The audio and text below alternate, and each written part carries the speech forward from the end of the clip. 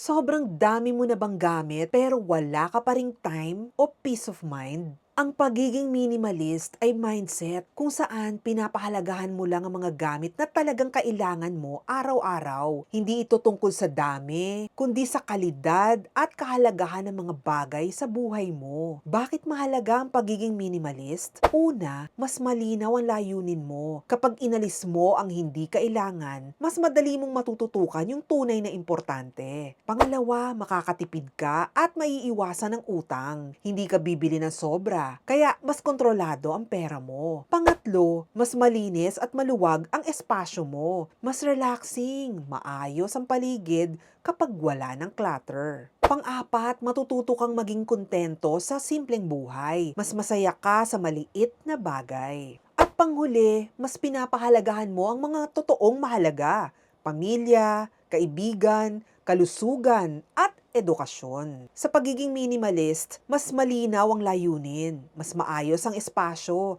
at mas kontento ka sa buhay.